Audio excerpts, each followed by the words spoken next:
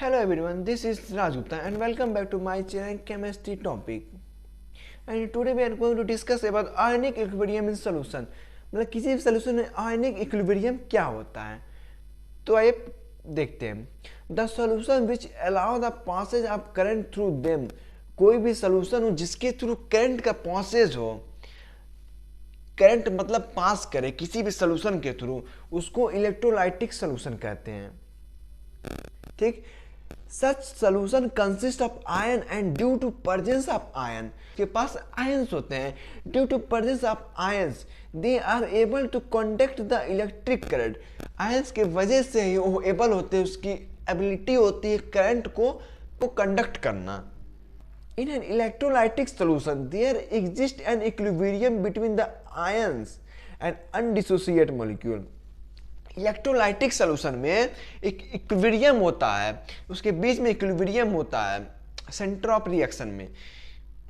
Ions और undissociated molecule, जो dissociate हो गए आयंस बन चुके हैं, जो अनडिसोसिएट है मॉलिक्यूल, उसके बीच में इक्विलिब्रियम होता है. फॉर्मिंग द सोल्यूशन, जिससे सोल्यूशन बनता है. This equilibrium is term as ionic equilibrium, और उसी इक्विलिब्रियम को आयनिक इक्विलिब्रियम कहते हैं. जो डिसोसिएट और अनडिसोसिएट के बीच में इक्विलिब्रियम होता है, उसी को आयनिक इक्विलिब्रियम कहते हैं.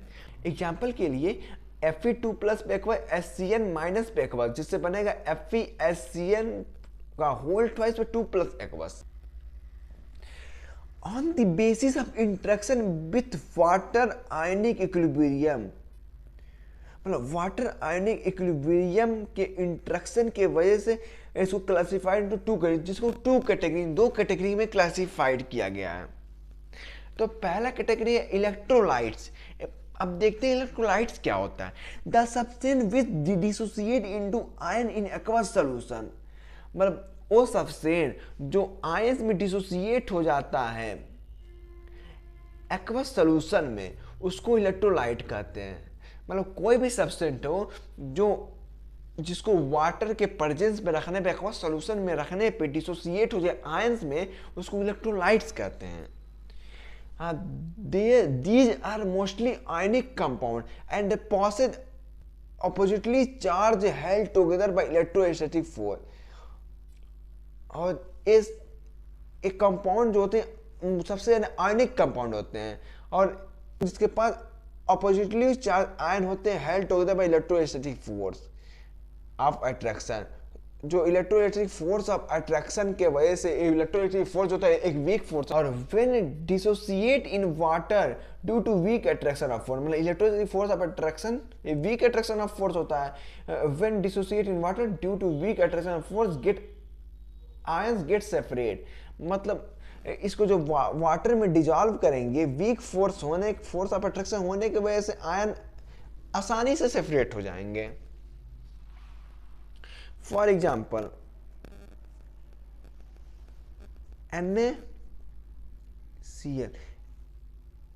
NaCl के बीच में तो बॉन्डिंग है, तो वाटर के साथ एक्वस सोल्यूशन में, इसको वाटर के साथ बोले या एक्वस सोल्यूशन में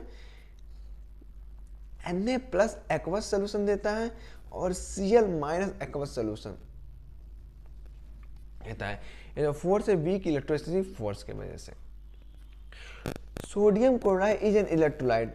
सोडियम क्लोराइड है जो electrolyte dissociate into ion so एवब, मतलब एवब सो किए गए जो आयंस में डिसोसिएट हो जाते हैं एक्वस सोल्यूशन में रखने में. और जो पहला इलेक्ट्रोलाइट जो हम पढ़े, electrolytes can further be classified into two category. तो इलेक्ट्रोलाइट्स पढ़े उसको फिर टू कैटेगरी में बांटा गया. तो पहली कैटेगरी स्ट्रॉन्ग इलेक्ट्रोलाइट, दूसरी कैटेगरी है वीक इलेक्ट्रोलाइट. तो हम पहले कैटेगरी को स्टार्ट करते हैं स्ट्रॉन्ग इलेक्ट्रोलाइट. ठीक. The electrolyte which are completely और almost completely ionize in solution.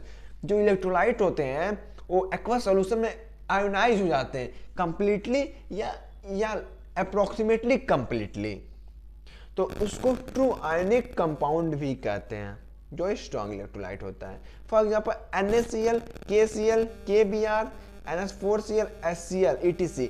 These are the strong electrolytes. For example अगर KCl को एक्वस सोल्यूशन में डालते हैं तो के प्लस और Cl माइनस एक्वस का रिमूवल होता है।